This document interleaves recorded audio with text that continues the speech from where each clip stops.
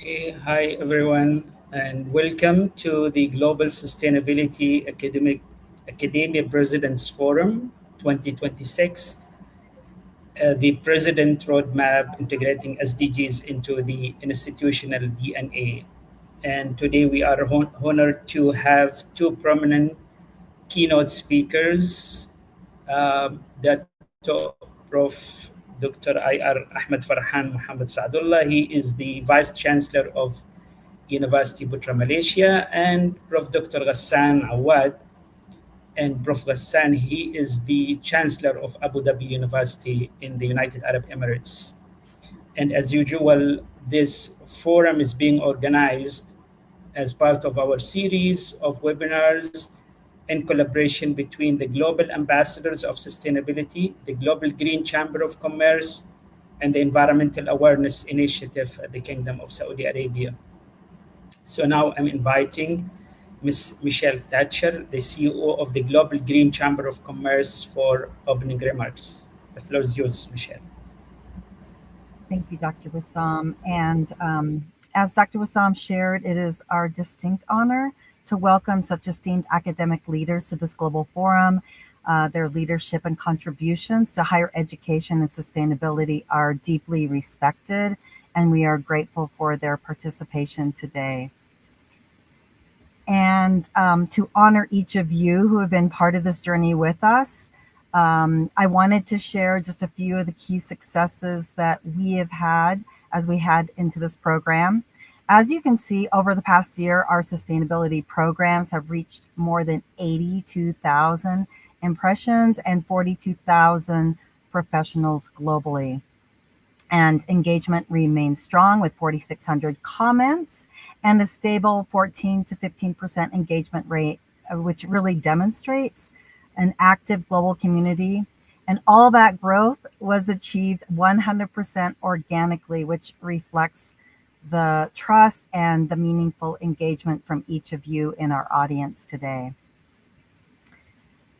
As we look at this, just in the last 5 weeks, the fellowship that many of you are participating in generated 15,000 impressions. And our Global Professional Fellowship program sparked such strong dialogue. We've had over 1,100 comments and 60 reposts. And again, this reflects a growing global audience, which is you're all actively engaged in the green urban innovation. And as you can see here, engagement follows the U-shaped growth pattern, and increasing participants progress through those modules. We have more than 8,500 video views, 356 live participants show strong interest in these programs and content, and participants treated the sessions as professional learning resources and not just the casual social media content that we all participate in at times. And our audience profile and the future momentum really looks at that our audience includes, we have professors and research fellows and founders, executive leaders, and all of those are shaping sustainability strategies. The program successfully bridges, as we've always done, the academic expertise with real world implementation, and strong engagement signals that we have clear demand for future cohorts and advanced sustainability modules, which are definitely in the works right now. And we always talk about our global audience. Leaders from 45 countries around the world have now received their certificate just from the Global Professional Fellowship. So congratulations for that. And we know that there's many more countries represented that, you may not be going for the certificate. So we welcome you to be part of this program. And again, as data shows, the growing network demonstrates the global demand for sustainability, leadership, and innovation. So as we head in, as usual, we want to take a moment of silence, as we've done for the past year and a half, We recognize that many of you joining us today from around the world may be navigating difficult circumstances, whether conflict in their regions, professional challenges, or personal hardships. So to all, let's take one breath of silence to give strength, peace, and love. And with those same sentiments, we extend our gratitude to our distinguished speakers, whose wisdom and guidance will ultimately illuminate the path forward for us all. Just a couple of quick friendly reminders. We encourage open participation and welcome your insights during the discussion. Please share your name, your city, and country. Your name will show up, but city and country would be great. And please keep in mind that this is a space for positive, inclusive, and respectful dialogue. And without further ado, I'm going to pass it back to Dr. Wissam. And without him, we would not be here today. So, Dr. Wissam. Yeah, thank you so much, Michelle, for these interesting remarks. And we start with our the first distinguished keynote speaker for today, Prof. Ghassan Awad. And as I mentioned, Prof. Ghassan, he's the Chancellor of Abu Dhabi University at the United Arab Emirates. So the floor is yours, Prof. Ghassan.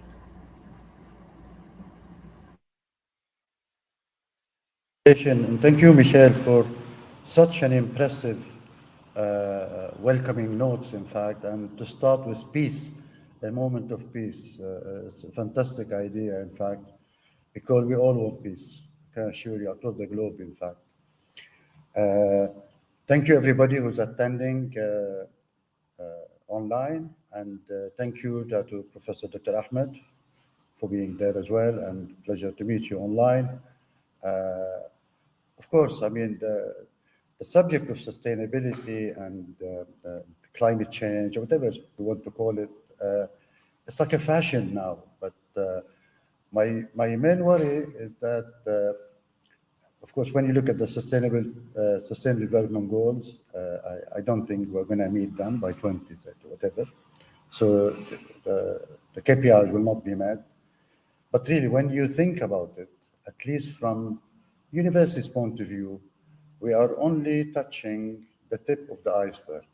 And when we look at the global figures and see what we are doing, we're installing very few solar panels there, some recycling water plant there, etc. But reality, there are 2.2 billion people who don't have access to clean drinking water. This is the reality. 2.8 billion don't have access to proper sanitation work. Over 1 million people don't have soap at home. They may not have water. 250 million kids don't go to school. Some nations waste 200 kilograms of food per year per capita, when some other nations are starving. In some nations, people consume 600 liters of water per capita per day. Some other nations consume 10 liters or 5. When you look at the number of refugees, 150 million, of course, some are caused by conflicts. The majority are caused by climate change issues, floods, droughts, and so on. So we have a big problem across the globe. Poverty everywhere. A lot of people are living below the poverty line. So when you look at the 17 Sustainable Development Goals and see what we are trying to do, at least from a university point of view, the quality of education and the climate change and the rest, I think we can do more by working together as universities across the globe to address real life issues, to find solutions now to some of these problems. And we have now technologies, we can share knowledge online, we don't need to be in the same place and so on. But unless we start addressing these very big problems and challenges, we will not be doing the world any favor, in fact. And this is reality. I don't want to give a depressing picture at all. I'm a very optimistic person by nature, but these are the figures, and you can go and check them if you don't believe me. We all know the temperature of the earth is rising. Carbon emission is a big problem. So climate change is affecting everyone. And if I look back at my childhood in Lebanon, we had 4 proper seasons. We have very cold winter, very pleasant spring. Summer was relatively hot in Beirut, but not in the mountains, and beautiful autumn. Clear, you can measure them. And now you don't know when it's going to rain. We have seen the rain in the UAE this year, immense amount of rain this year. Last year or the year before, we had plenty, and so on. So climate change is affecting everybody, and this is reality. You cannot deny it anymore. People are saying it doesn't exist. It does exist, for sure. So those are the global issues which have affected us. Of course, in addition to what happened after COVID-19 and the war now, just everywhere it seems, health issues, financial framework, how you are going to fund these global challenges when everybody, the whole world is suffering now. And this is reality. So energy has become a major, major issue. I understand we have Professor Rafael Hefron, our Dean of College of Law. He's Professor of Energy Law. So he's in the right place now to be at Abu Dhabi University and address maybe the energy issues and the energy legal implications as well, what's happening globally. So we need to work together. Of course, when you look at how you make a change, then I will answer the question, Dr. Wissam, about what we have done at the university to align SDGs with the DNA of the institution. But I want to maybe draw a picture first about what's happening globally in order to understand the issues. If you look at change, change doesn't happen. People are by nature reluctant to change. Nobody wants to change, and that's reality. This is a human nature. I like the figures from Michelle, which was talking about the number of impressions, and this is gradual, of course. I do this measurement every week, Michelle. I'm number 6 in the world as a LinkedIn voice for education in the world. Huh? So I post about this conference webinar, Dr. Wissam knows, at least 2-3 times maybe, and we got good reaction. But change happens, Dr. Wissam, only when there is a reason for the change. If you look at the Qatar change management model, it has 8 phases. Phase 1, establish the sense of urgency. I will give you one example from COVID-19. Before COVID, we could not run any almost online courses. We're not allowed even because of the regulatory bodies. When COVID happened, we were running the whole university, the whole education system. In Bahrain, I was in Bahrain at that time, or UAE, because the sense of urgency was, what do we do with our students? We send them home or we educate them? No, we educate them. So we turn into online teaching overnight, and we've done it really well. But there was a sense of urgency. If you look at Qatar change management model, stage 1, establish the sense of urgency. Step 2, establish the coalition. The coalition was private schools, public schools, private universities, public universities, government, charity, and so on. We're together. We are in the same boat now. We want to educate our kids. When it comes to sustainability issues, I don't think people have seen yet or believe the sense of urgency needed, whether it's in climate change, whether in green issues, whether in the SDGs requirements, and so on. So people are still, some people are suspicious, some people believe in them, and so on. So universities play a major role in at least encouraging. If I take Abu Dhabi University, we have 34,000 alumni, we have around 10,000 students, we have around 500 faculty and staff. If everyone was engaged in a little activity, imagine the summation of all these very little, it can create big impact. And this is what we have to do. Every single one of us has to contribute. Our students, our best ambassadors, they believe in it. They are Gen Z. They are aware about environmental issues. They are digital. They can understand technology, so they can use AI and the rest to help us understand some of the global issues, and you may find solutions. The reason I didn't prepare PowerPoint, by the way, because I could have done it with AI. We have our Vice Chancellor for AI and Operational Excellence at Abu Dhabi University. He's a world-leading expert. And we now produce one slide, usually from all the presentations, using AI, which will help us to take everything, put it on one slide. And I started to believe that maybe PowerPoint could be destructive sometimes. People focus on the slides, not on the content. So as I get older now, with Sam, I felt that talking is more than presenting, may create some impact. But the hope is in the Gen Z, who they care about the environment, they care about inclusion, they care about diversity, they are kind people. They may have their own aspiration, they may have their own requirements, but they may help us. And if you ask them to contribute to environmentally related activities, I know from our university, we have the Sustainability Club, our students, they run to help and they engage and they take part in all sorts of activities. So the hope is in that generation, really. Our generation may have failed. It's reality. We tried our best.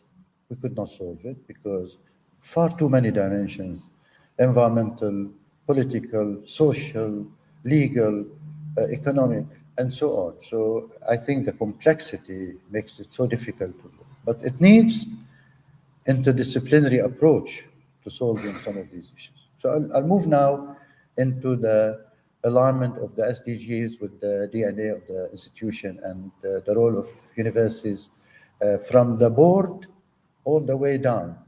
From Abu Dhabi University, I know from the holding company where we have like genetic sustainability strategy all the way down to everyone individual who should be aware of what's happening. So what we have done at Abu Dhabi University, we mapped all our courses, every single course and every single program against the 17 SDGs.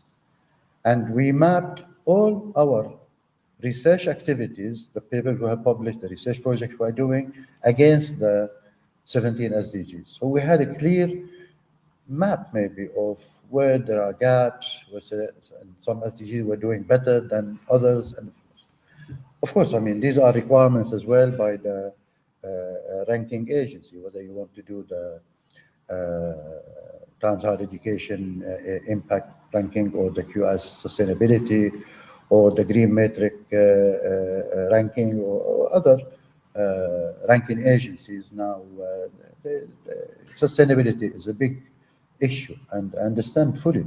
And they have helped us immensely, in fact, to transform our practices because we want to meet some of the criteria which have specified, which they have specified in the ranking agency. So it has been, for us, the ranking requirements has been used as a change agent to make sure that change is happening in the institution. Of course, because we believe in the SDGs, the United Nations 17 Sustainable Development Goals, but at the same time, we want to do well in the ranking like every other institution. So those ranking agencies could be seen as a change agents once again. Now, when we did our work done, we decided to incorporate sustainability into our strategic framework. So it has become the fourth pillar, student success, teaching and learning, research, and sustainability as the fourth pillar. And it was embedded in all our practices, in all our courses. Everybody should be aware about sustainability. And we set up the Research Institute for Sustainable Futures, led by my colleague, Professor Sharu. And you can see once again, like all institutions, maybe sustainability issues become really important for us from all sorts of dimensions and embraced by our students. We post a lot about it on LinkedIn with a lot of my colleagues who are really active on LinkedIn, our students, our alumni, and so on. So we have changed the culture to a large extent in the institution to say, look, sustainability is important for us. is vital. But at the same time, we want them to be aware of the big picture, of the global challenges, not just local and regional. Of course, we want to address UAE issues, but the UAE is leading the way in handling energy-related issues, sustainability, green issues, and so on. I mean, really, it's a role model, the UAE in this area. But we want to take our expertise to the world, not to keep it at the university or in the UAE. So, as I said to you before, sustainability study driven all the way from the board of director led by Dr. Ali Tahiri to the university, the colleges, the departments, and so on. It's embraced by everyone in the institution. There's a lot of research to be done, especially when you think about, let's take one example, water. Water could be the main source of wars in the future.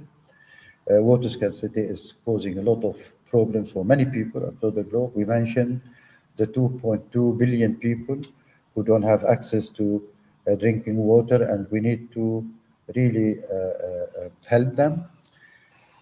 So we work with our colleagues at United Arab Emirates University who are doing the good work in the area of water and so on, and we run seminars together at some stage, and we collaborate with Dr. Professor Ahmed Aissi, the Vice Chancellor of the university, with our colleagues at Khalifa and other universities in the UAE.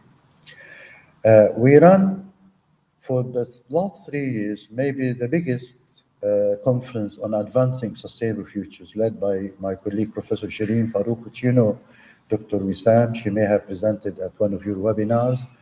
And last year we had about 800 people from 93 countries, in fact.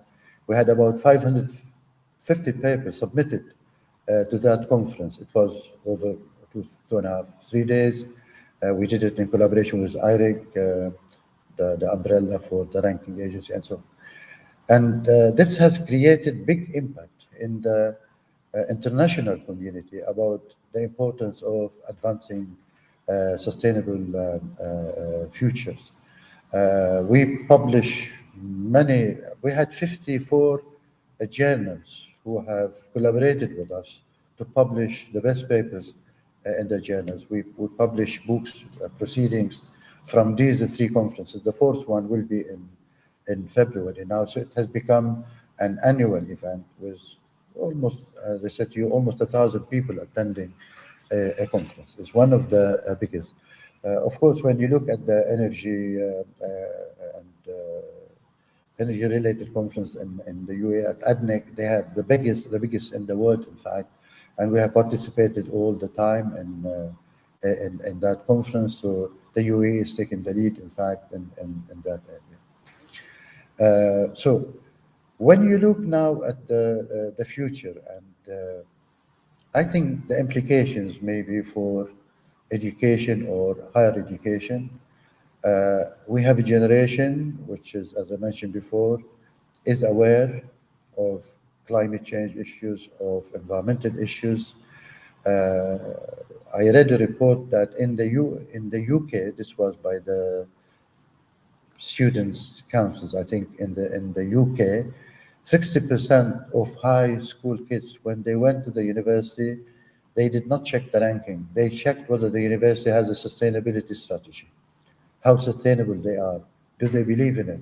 Imagine those kids, 15, 16, 17, they are worried about sustainability more than the ranking of the institution. This is the hope I was talking about, that those kids who believe in a better environment, a more equitable environment, I think, in a more equitable world even, they don't like it to see 2.2 billion people without access to clean water and 2.8 billion people who don't have access to sanitary water, I can assure you. And if you ask them to maybe take part in some charity projects to install some water plant somewhere, I can assure you that they will volunteer to go and do it. Because I know from our students, they will be very willing to take part in activities like this. So really, if you look at the issue of sustainability, unless we start addressing it collectively across the globe, in the type of maybe webinar you are doing now, I'm really congratulate you on the Global Ambassador of Sustainability. We will be touching a very small part of what constitute sustainability or climate change, etc. Universities can play a major role. Nobody knows how the future will look like. Learners will be different. Universities may look different. Climate change could affect it in a very bad way, and nobody can predict what could happen next. We all know that the temperature is rising. This is a fact. We all know that there are changes in the environment from the amount of rain we are getting, or the drought, or the drought, or everything is there to tell us that we have to be prepared for a changing world, for an uncertain world, and this is not bad. At least you can use scenario planning or futurology or future studies technique to look at the various scenarios which happen in 5, 10 years, 20 years time, and be prepared for them. Nobody can predict the future. You can only be prepared for it. If something happens, you'll be better be prepared instead of waiting to see disaster could happen, etc. If you are prepared for it, you can minimize at least the impact and the implications of something like this. So to conclude, I think sustainability will be with us for a long time. It's important to be part of the DNA of not a university, of any institution. And as I said to you before, if we can all contribute a little bit, just very little, we can make a very big difference. But we have to work collectively, collaboratively, to address the big issues and try to find solutions for some nations who may be struggling to find the solutions. We have the technology now, we can collaborate. AI can help us to find some solutions, for sure, no question about it.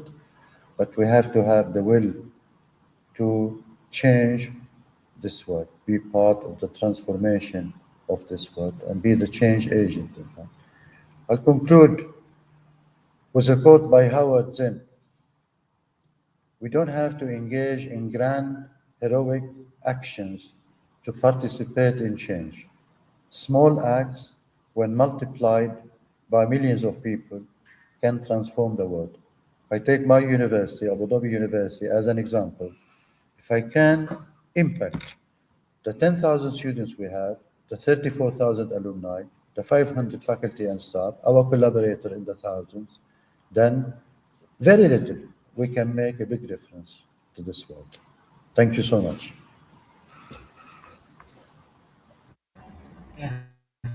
Thank you so much, Prof. Ghassan, for these interesting sharings. And definitely there will be a lot of discussions on those points in a while. So now we move to the next and the second distinguished keynote speaker for today, that of Dr. Ahmed Farhan Mohammed Saadullah. And Dr. Farhan, he is the Vice Chancellor of University Putra, Malaysia. So the floor is yours, Dr. Farhan. Thank you, Dr. Wessam. Bismillahirrahmanirrahim. Assalamualaikum warahmatullahi wabarakatuh, and good evening, good afternoon, good morning to wherever you are. Alhamdulillah, thank you for having me back in this wonderful platform. My fellow colleagues, Michelle and Prof. Ghassan. I can't remember when was the last time I addressed in the organization in an event organized by the Global Ambassadors of Sustainability, but I can be very happy to see the report that was given by Michelle earlier, that the participation and I'm sure commitment has been leap and bound since the humble beginning. I still remember Dr. Wessam many years ago when we started talking about this effort, and I was fortunate to be part of providing some insights and giving some talks in some several years ago. And congratulations that it has come to such a big audience, and I hope our deliberations tonight and our sharing perhaps will also inspire more to take action. Indeed, sustainability will require an action, and today I will share what we are trying to do at University Putra Malaysia and trying to move the entire university in all respective pillars that are within a university. So I will just try to cover what we are trying to do, and I hope at the end of this presentation it will be useful to all of us.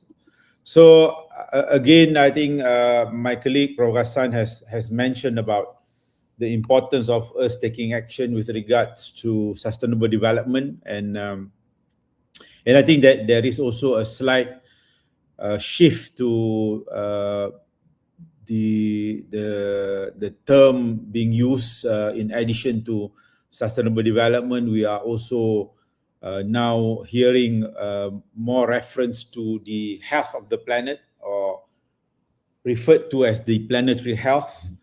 And again, if you follow the many discussion on this, the effort towards planetary health is also seen to be extending the wonderful effort of SDG, and to many perhaps to give it a second life after many years in trying to achieve the SDG goals. It has not been as successful as we wish. Results have been varied in different regions, and for obvious reasons, there are many obstacles expected, as well as part of the VUCA that has also impeded the progress of the Sustainable Development Goals. So at UPM, we wanted to have a sort of a slight refresher. So we have looked into the agenda of planetary health, all right? But again, we know that there are similarities, as exemplified by this common diagram that is available in many places to link between the discussion on planetary health to SDG, which means that there is a continuity, but for us at UPM, we chose to combine both of them actually, planetary health and sustainability. So ladies and gentlemen, I think we know that technology and AI is here, and we need to exploit its fullest use, not only in the setting of academia in the universities, but in the setting on how we can give more impact. And behind our effort at UPM is also to ensure higher education in general is fulfilling its potential.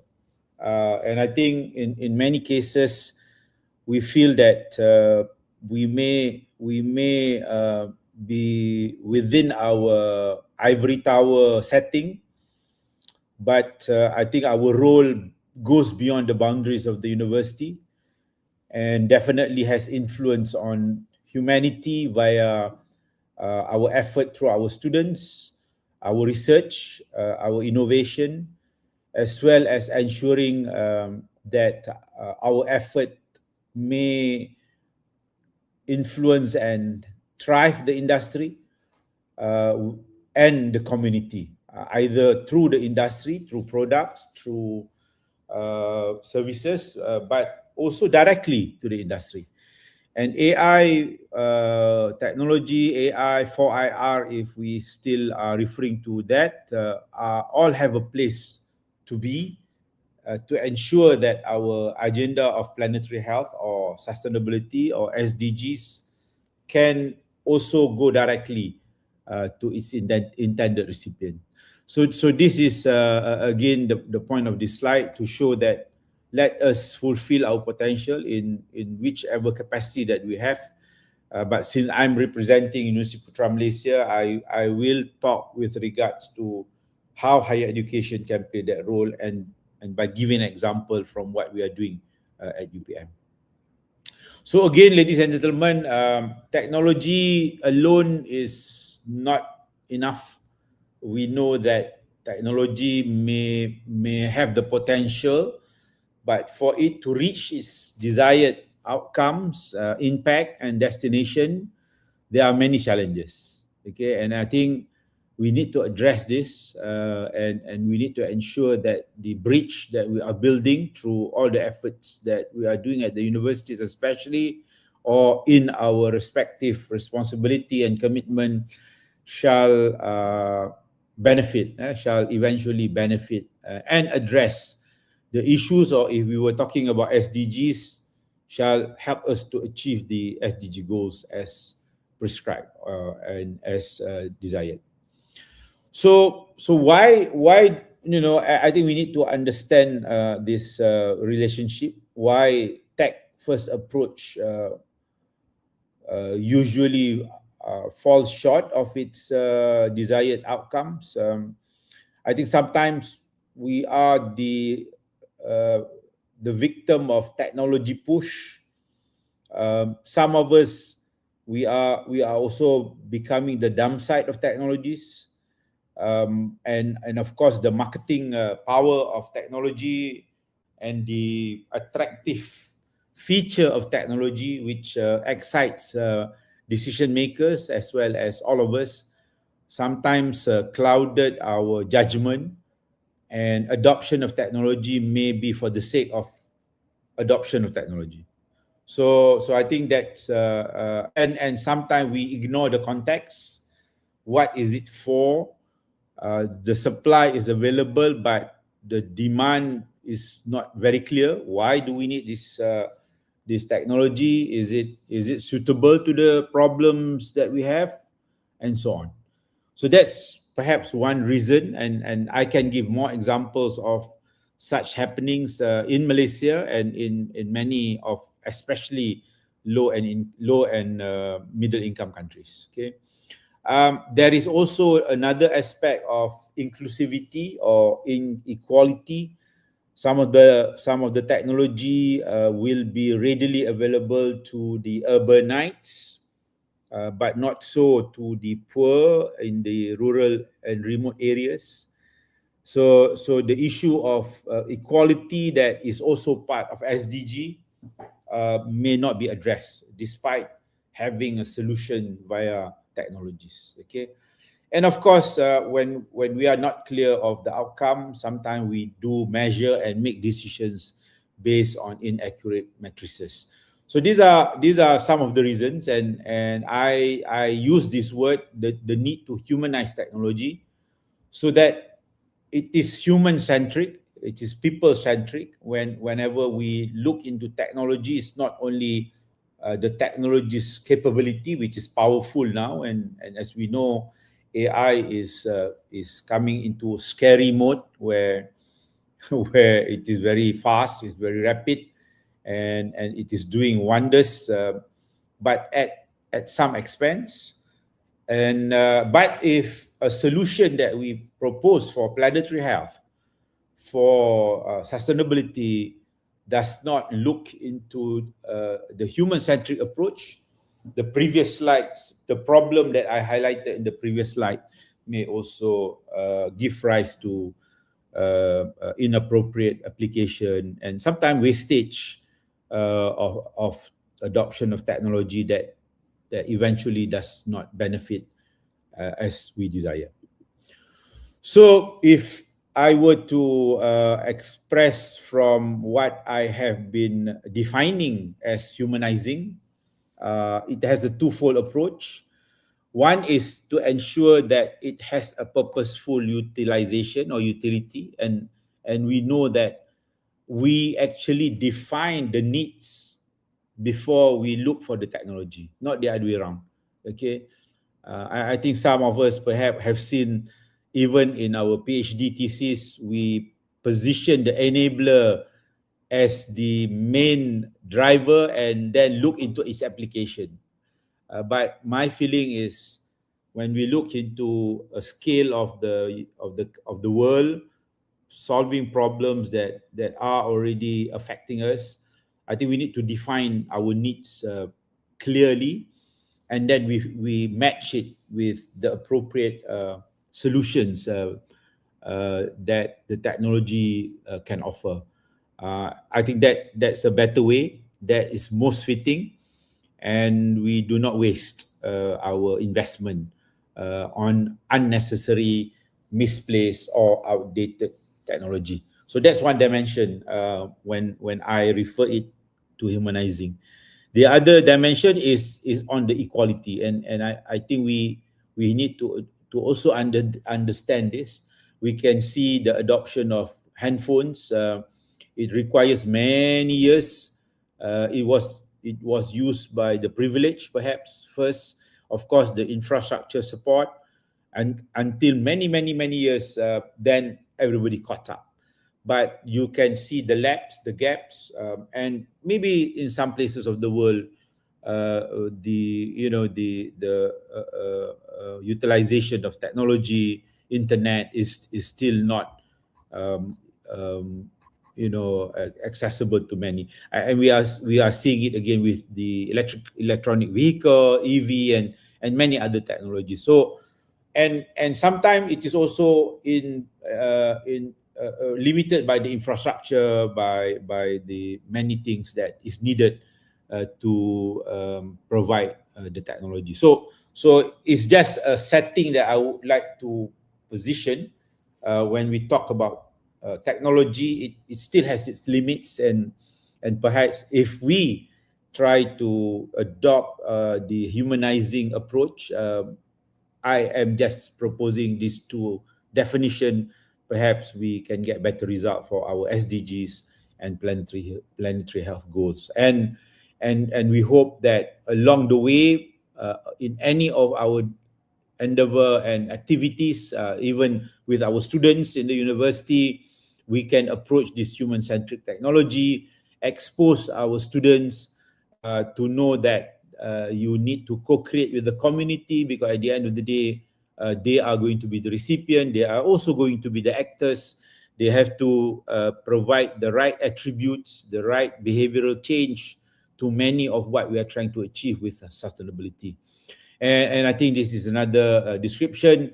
And what we hope is that our bridge will now, be linked to the destination, and now we can prosper together, and we can work together with for the health of the planet, and to ensure our SDGs are being met. So that is a bit of a sort of an introduction of why and how we do this, and therefore coming to what we are trying to do at UPM.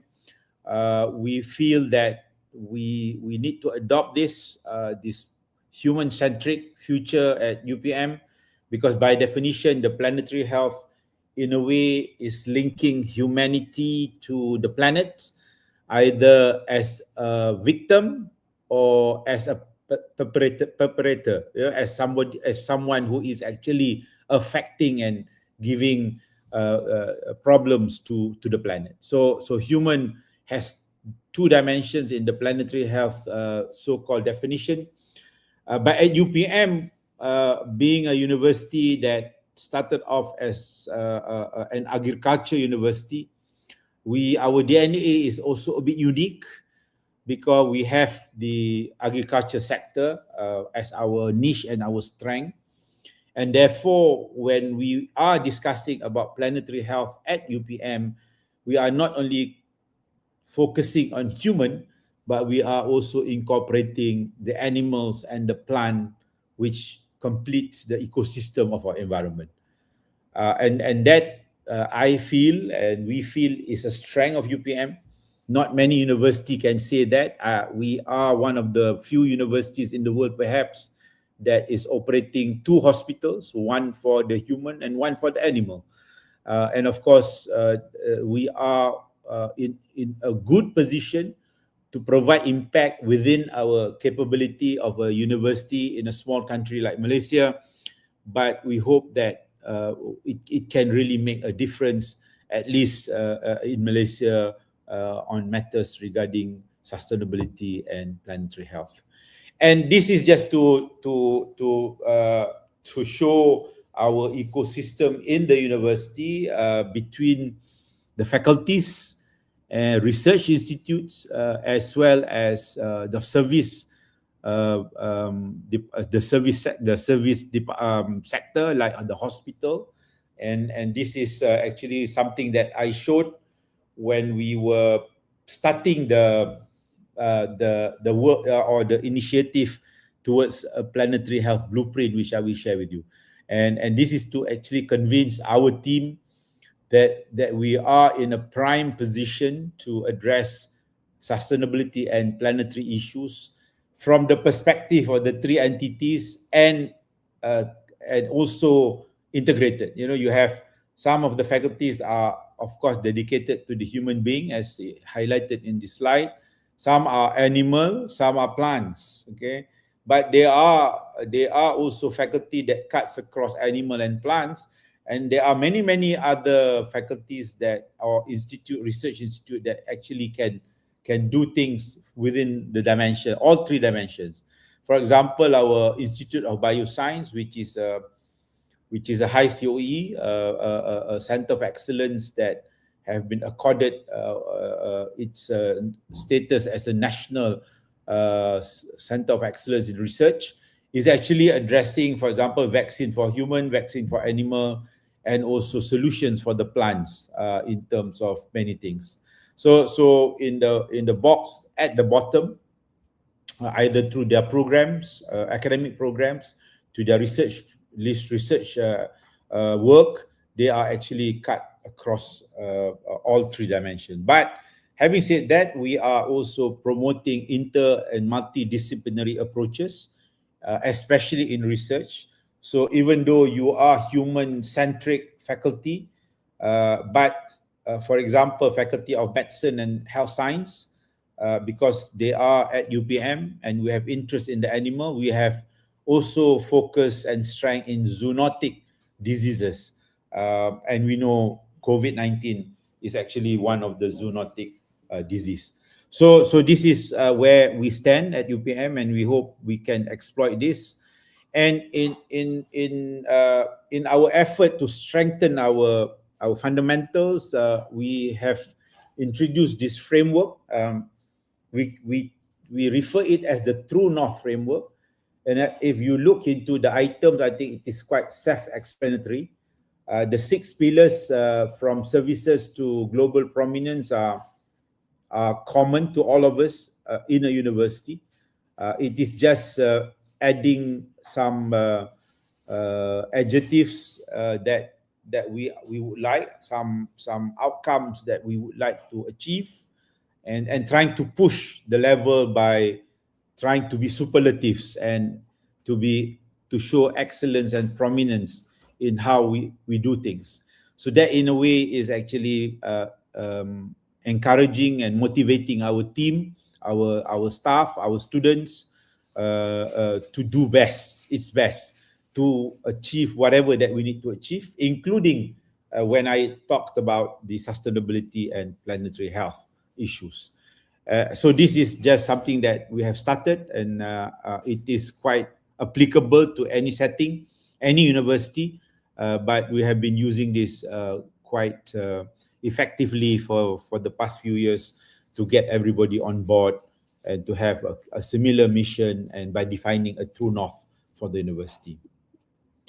So from the True North framework, the mantra or the message is we need content, all right? And many of us in the universities, we actually allow the freedom of academia to decide on their content. You know, you will just pursue your research from your PhD.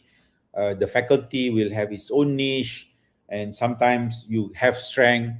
But for UPM, in addition to allowing that academic freedom, we felt that we are in a good position to be more focused. And for that, we have sort of provided two content to give a collective effort and to encourage working together with a very specific common goals. And for that, we have started in 2024 when we launched our food security blueprint. Again, purposely done because that was our DNA and that is our strength. And it is apparent in all that we do, including the matrices that have been measured upon us. And the diagram on the left of the slide is actually the framework of that, and I shall explain it a bit more. On the right is something that is very fresh. We have launched sort of a preliminary framework for the planetary health and sustainability, and the full document is in its final preparation, but we thought we would like our team to start working on it. So we sort of gave a framework and to allow the freedom of our team to do and to progress and to plan and to deliver and start looking into these two dimensions. So that is how we are trying to do, and that position UPM as a champion of sustainability via food security and agriculture, and via a bigger scope of planetary health and sustainability. And this is the blueprint. It is available. If you scan that QR code, hopefully it will still link to our website. And this is actually shared to everybody. And it has also now been a reference for our colleagues in Malaysia, for whoever that is actually doing work that can help food security. We have also used this document to spearhead an initiative under the ASEAN University Network, where there are 30 core members from universities in the ASEAN, the Southeast Asia Network, and we are welcoming all other universities as well in the Southeast Asia. And for today as well, our friends from throughout the world, please refer to this if it fits you. Of course, this was created for UPM in a Malaysian setting, but the more that we are looking into food security, the issues of food security under the Food and Agriculture Organization of the United Nations actually fits all of us, especially with the current war that's happening. I think all of us have problems of food security in terms of sustainability, self-sufficiency, quality, and so on. So we launched in this in 2024, and this is a framework. We have outcomes and cause and enablers. The outcomes is actually to use technology, and we hope humanize technology to change the farming setting, the utilization of technology. And in order to do that, we feel that it may not be as effective if we do it directly to the community of farmers, because statistics showed in Malaysia, our farmers are the most senior in terms of age in Southeast Asia. So we need an agent of change, and that agent of change is actually through our students, through the youth, and enticing the youth to say that agriculture is not something that you should avoid, and the combination of youth and technology, we hope we can actually change the agriculture setting, and therefore we can address issues of food security through better yield, better product, better utilization of technology, and many others. And of course, using academic, using research and community and industry engagement, we would like to achieve this, and also to empower the farming community. So this is in summary of the framework, and this is our effort also to show and convince our team. Again, it is a busy slide, but it is explaining how our team can maximize the potential of the blueprint, and how we can actually make that difference. Okay, not only limited by the academic work, but actually we can influence the world. We can influence policymakers. We can influence a lot in terms of how we want to achieve our food security aspiration, which is actually a subset of the planetary health and sustainability. And of course, we know we have zero hunger that is part of one of the SDG. So, ladies and gentlemen, we now go into our current effort, okay, building on whatever that we have achieved with the food security. In fact, when we launched the food security blueprint, there were also a lot of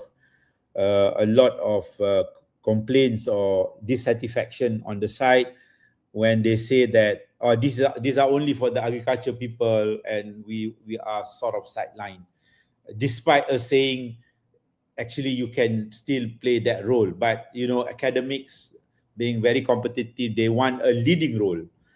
So we had the wisdom to look into this, and looking at our own ecosystem within the university, we felt that planetary health would satisfy everybody, including those who have been given the silver platter of a food security blueprint, right? So we work on this. We work hard on this for the past year and a half, and this was the original framework that we had. But here we had to bring another dimension, which we did not have in the food security dimension, which is on the right of the diagram, where we have to walk the talk. When we talk about sustainability, when we talk about the health of the planet, we must ensure that our practices, our campus, our people are also upholding and actually practicing what we are trying to preach, or what we are trying to show, and what our research findings are telling. Okay, and on the left are similar to the blueprint. We would like to give impact through our academia, through our research, through our training, through our capacity building, and anything that actually are within our scope of higher education.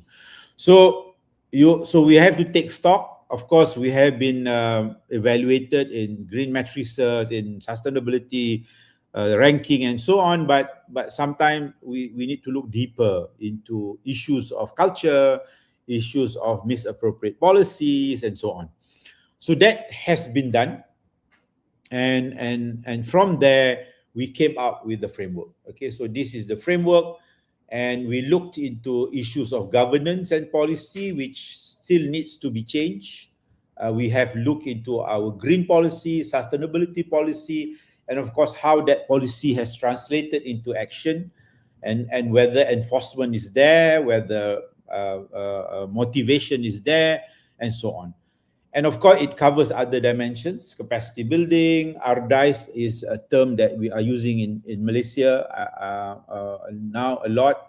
It represents research, development, innovation, commercialization, and economy. E is economy, to ensure that at the end of the day, to ensure technology goes into the intended recipient, the economy model, the investment model, the financing model is there, and of course we hope that can speed up and increase the effectiveness of our application. And again, day-to-day practices, I've mentioned that, and we need to look into game changers, and therefore we hope that what we have within the two projects is more than a project. It's a blueprint for UPM, and we hope that this will be referred to.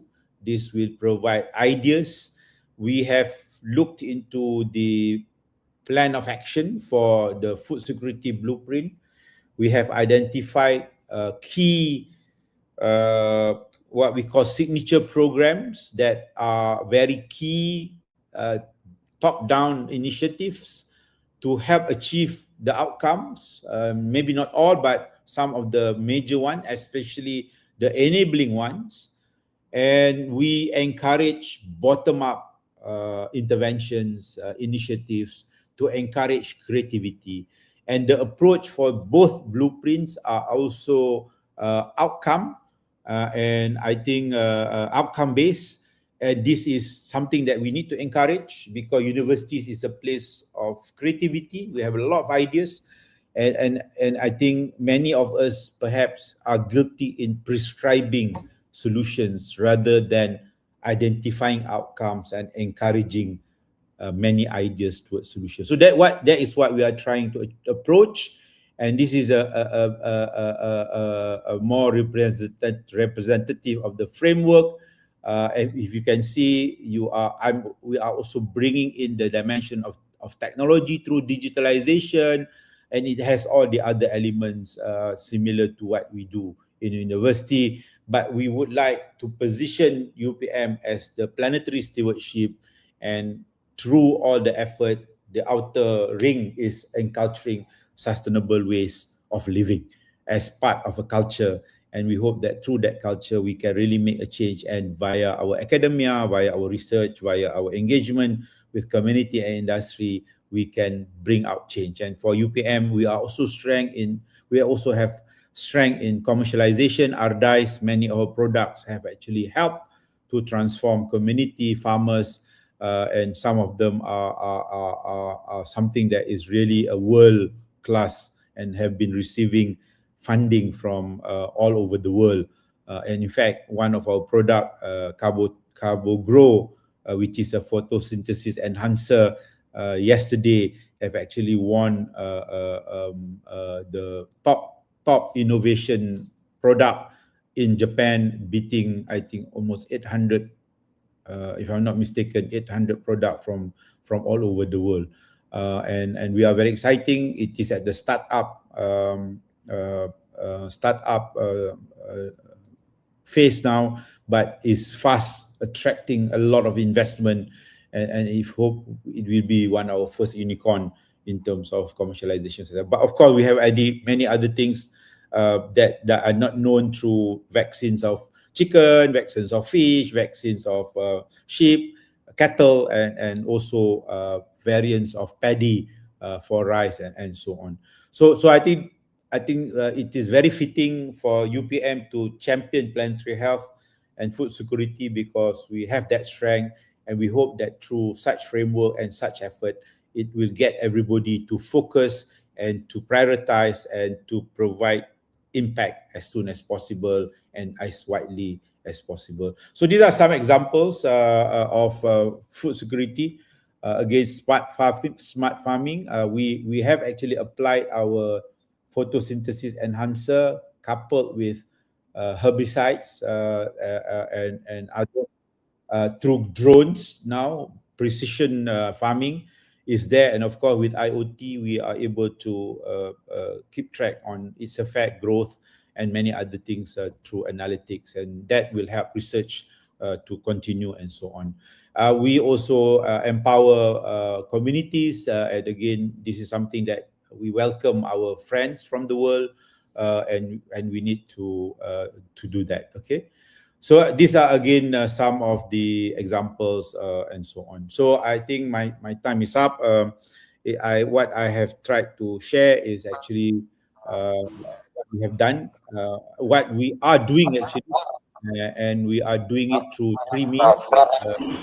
The True North framework as a general setting for the university, and two content that are fitting to our strength and our niche: agriculture, food security, and the planetary health. So thank you very much for your attention, and again, Wesam and the network, thank you very much for giving me this opportunity. Assalamualaikum warahmatullahi wabarakatuh, and have a good day. Thank you so much, Dr., for this interesting sharings. And now I'm inviting Ms. Michelle for the Q&A section. I have checked, Dr. Wissam.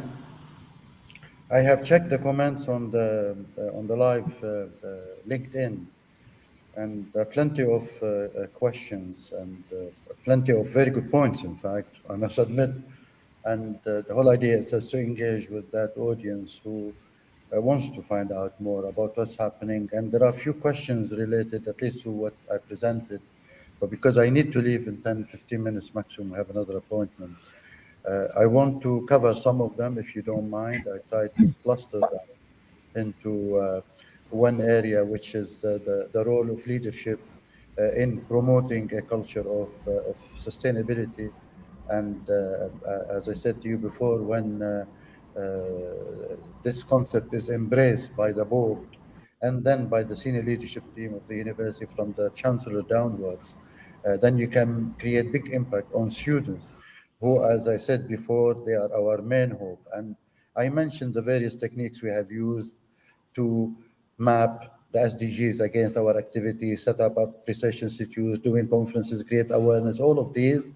But at the end of the day, as I said to you before, unless we address the big global issues, the drinking water, the sanitary work, and poverty, the refugees, the people who don't go to school, the kids, and so on, we will only be touching, as universities, a very small part of what constitute the SDGs. So the issue of poverty in the SDGs, we will never ever reach the right KPIs, maybe ever, unless we do something about those groups or communities.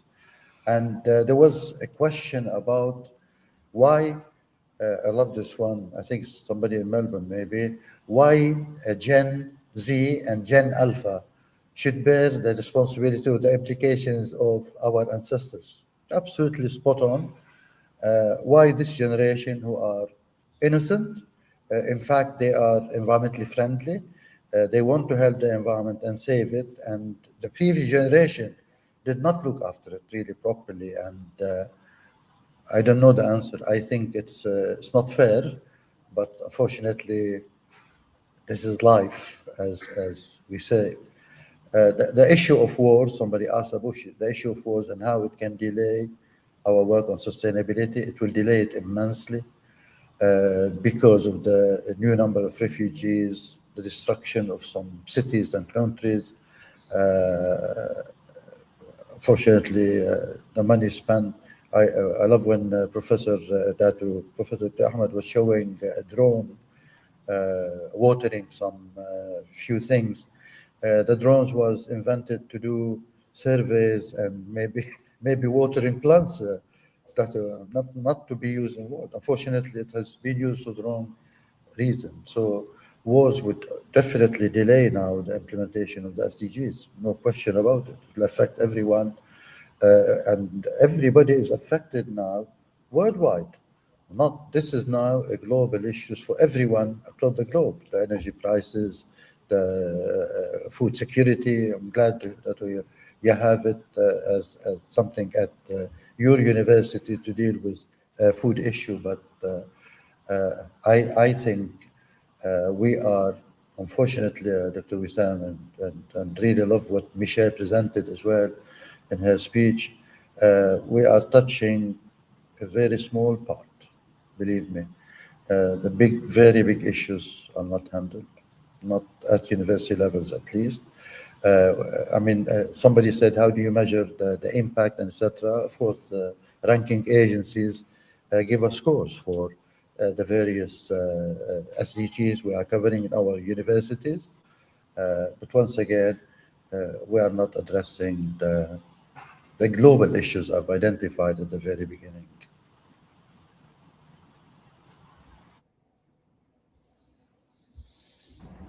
Okay. I was just reading on the comments. There's plenty of comments. Yes. Are you okay, Prof. Ghassan? Can I answer, or you would like to have more? I was to mention this very informative audience, because when you look at the comments, believe me, you know the type of audience who are attending. So I really congratulate you, Dr. Wissam and Michelle. Thank you, Dr. Tato, for at least looking at some really important issues. Whether we can solve them or not, it's a separate issue. But the audience, they are very well informed. They know why they are there. It's better to have a very well-informed audience than to have so many who are not really attending for the sake of attending. So those people attended because they are really passionate about sustainability, passionate about the environment, and working together with all those people who have maybe commented for us, we can do something together. So it's a collective effort. It should engage everyone across the globe, from universities to schools to governments to charities to private sector to public sector. Everyone, politicians should be involved, should be getting together to solve some issues before climate change can destroy us. Everybody is talking about AI, and there's a big debate now about AI can destroy humanities or humanities can defend themselves. And the same here with climate change and sustainability issues. We could be beaten easily if we are not very well prepared for it. And this is a global issue. It should involve everyone across the globe. Okay. If I can, in view of the time, if Dr. Wassam, can I respond to some of the points? Yes. Okay. Yes, Doctor. Thank you, Prof. Ghassan. Thank you to the audience for the many comments that of course, I will not be able to go one by one. I think predominantly many of our questions are talking about how do we ensure this blueprint is going to make that difference, and I think for it to happen at the university level, it is something not normal perhaps, but we felt that it is a good move for the university, again because of the DNA and the strength of the university. But what we have been doing is in coming up with the blueprint, we actually engage experts for the blueprint for food security. I think we actually engage almost 60 to 70 experts to get their first of all their views, and most importantly their buying in, because we want this to be a university effort, and they they look forward to the final blueprint because they were part of it, and when it was launched, they were ready to grab the opportunities as they were already being engaged. We also know that blueprints sometimes remain to be a blueprint, so we had several strategies. For one, when we launched the blueprint, we know that we need the government to also agree and to be part or to accept us as a partner to the policy of the government, because we are trying to help address issues that are the responsibility of the Ministry of Agriculture and Food Security. So whatever good work that we do, we should then we hope that we can actually be able to to attract that attention. So we invited both ministers, okay, the Minister of Higher Education and the Minister of Agriculture and Food Security, to establish that this is not only from the university, but this is our effort from UPM to help the country. Okay, so that was one thing. The other thing is we knew that we had to have an action plan. And the action plan covers all dimensions. And we know also that we have to have commitment, sometimes financial commitment. Okay. So we have allocated some money to enable the blueprint to be executed within UPM. And that is another sign of commitment from management. And that will also lubricate and move things. We have also put the blueprint at a timely manner because the 5-year development plan of the nation is actually a year after we launch the blueprint. So in fact, we have gotten several projects via the government based on our blueprint to the amount of almost perhaps 400 million over 5 years, which can help on for 400 million ringgit, which can help to push things as per our plan. Okay, so there's also timing, there's also luck, there's also strategy. And of course, we also look into other areas because in Malaysia, UPM, we need to monetize our asset. We need to look into commercialization of our technology. So if you look into the blueprint, it's actually encompassing all those strategies. And of course, it has to come from top management because we have position it as a document of the university as part of our strategic plan. In fact, we are also launching our 2026-2030 strategic plan. Both food security and planetary health are the focus. Okay, but for other universities, okay, for other universities it will be different because we need to ensure we have to be able to do our work, and of course the tough part is to convince support from the university. But again, if you position for sustainability, I think every university will support you. So I think maybe that may have addressed several questions. I don't think we have enough time to address more. Thank you very much. Can I do that to Professor Ahmed? Dr. Wissam, would you allow me to say a few words? Sure, please. Yeah, I'm a great believer when we have leadership, we have innovation, we have passion, and we have quality, we'll be able to do something good. This is reality in every single aspect of life. When you look at the issues, of course, there are governance issues, funding issues, policy issues, strategy issues, which Dr. Dato spoke about it as well. We have our strategic plan now. We're addressing the same issue. But as I mentioned before, the hope we have is the passion of this generation, our students, who will make a very big difference. Those are the change agents. Those are the people who believe in it. Those are the people who needs help in getting the funding to do it, to be governed properly, and most importantly, to believe in them, to make the change in a world which is unfortunately deteriorating. Unfortunately, this generation which has lived COVID-19, they lived the war, they seen climate change. If you look at mental health now issues, I mean, there's a report by one of the big fours, 79% of students are worried about mental health. So in addition to all the sustainability issues, the climate change, they have to be worried about their mental health. So they need a lot of support from leaders, from chancellors downwards. And this is what we're doing at Abu Dhabi University. Our students know that we have here an open door policy. They can come talk to us, tell us about exciting projects they are doing in the area of sustainability. We help them, we support them. And those are the students, those are the people who are going to make the change. I'll need to go, please, Dr. Sam. I'm going to miss my next meeting.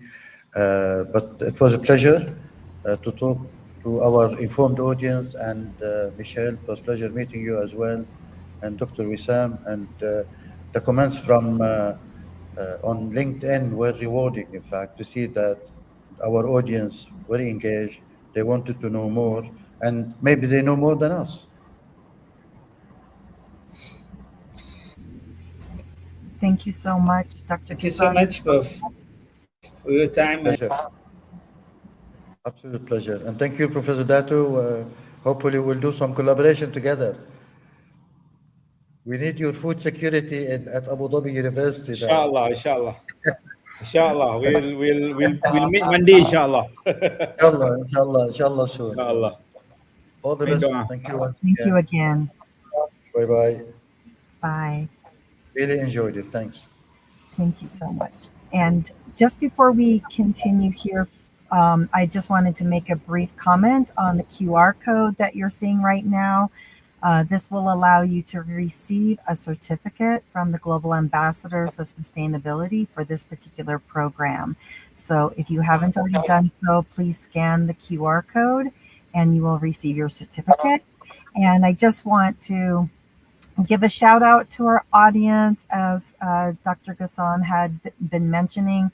We know we have the most amazing audience. That's why we always start out with just saying thank you so much. This is not a one-sided, speak to the audience type of experience. This is an engagement.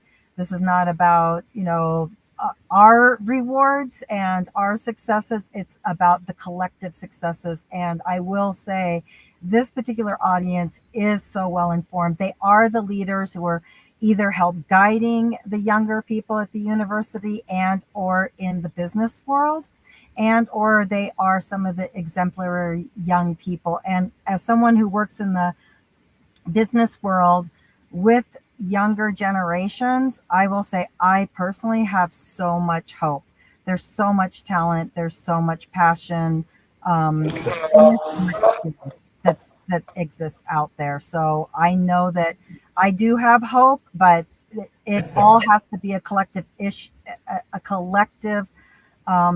component with everybody coming together. And with each of you, the speakers today, and with each of the audience members who have the power, it's connecting those with power with those with the passion. And then I feel like the magic can happen at that particular point. I must admit, Michelle, your start with the moments of peace has just made us so peaceful and motivated us to perform even better. I must admit, it was fantastic. It was new, for me, original. Oh, thank you so much. I always question whether that's if that's a benefit or not. So thank you. Correct, I think. Thank you. Really appreciate it. So okay, bye-bye. All the best. Bye. Thank you so much. Bye.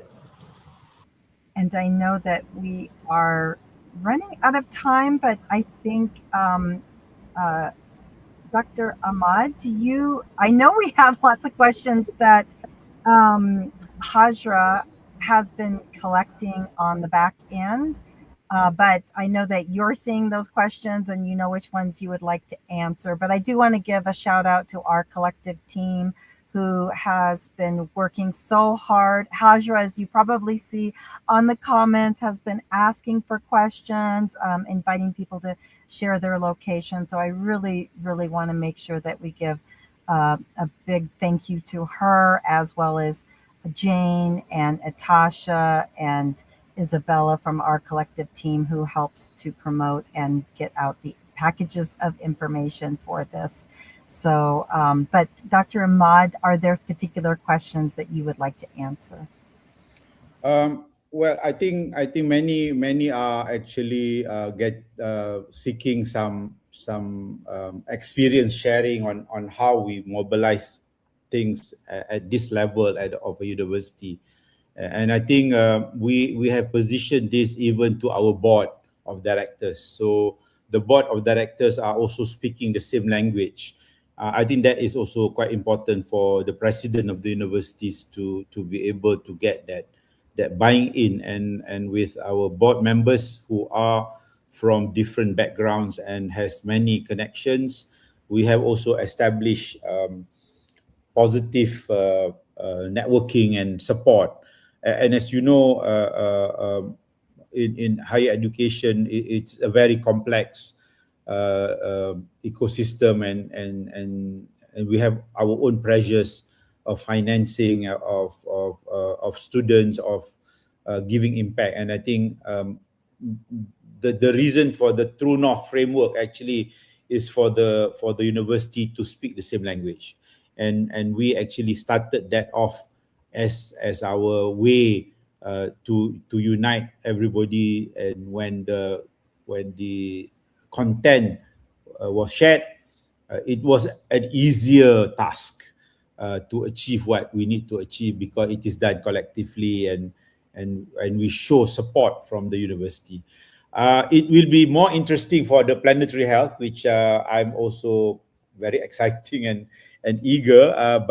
But again, we had to take our time because of, as I said, there is that dimension of practicing what we preach, and I think that will be more challenging. But for those who are interested to see the full document, well, get into our communication channel, websites, and all that. I hope by mid-June it should be up and about, and I think we can play many roles with planetary health, and I think linking it to the SDGs, where we have started our journey for many years on all dimensions. I think we can also look at how higher education and academics and researchers and interested parties, NGOs can do that, and all of us have our own role. But for UPM, when we frame our framework and our approach is actually to cover everybody's dimension. So that is our approach. But again, the more that we talk to our friends from all over the world, there are many similarities, in terms of issues. Maybe the plantations are different, the climate is different, the economy is different, but the core problems, systemic issues, policy issues are there, are similar. And I think this is where we can work together. And if we put our intention is for the planet, is for humanity, it's for the future of sustainability, I think we will go far, So I think I shall not do injustice by answering any specific question, but I hope I have addressed them in general. And I wish if you have any specific, question, that of course feel free to contact me through my email, and I can share my thoughts. And of course, UPM, I think I'm sure many of my colleagues are in this webinar. I think we are ever eager to maximize the potential of this network, and we hope that we can do together good for the humanity and for the ecosystem in the future. Thank you for having me here. Essam. Yeah. Thank you so much, Dato, for your time, for your sharings. And I think this is a unique discussion, and also the engagements from the audience, which is, as usual, it's amazing because it's very engaged, and they contribute a lot to the discussion. And Dato, we have a lot of colleagues from UPM. They are participating, and they are also part of the fellowship program. They are guest speakers in our fellowship program. So we have, and I think for today we have the audience coming from 34 countries globally. So we have again a global audience, and I think this is a motivating for us to continue our efforts. And so I would like to thank all the audience. To thank you, Dato, for your time and the sharing, and for Prof. Ghassan again for his interesting sharings and discussions. And I would like also to ask my colleague Michelle for as we I think for the second, or maybe the second year of practical programs, but the third year of a partnership where we achieve a lot, and we are planning a lot of interesting upcoming programs. And so thank you so much, and we'll see you in 2 weeks' time to continue our modules of the fellowship program. So have a good time, everyone. Thank you.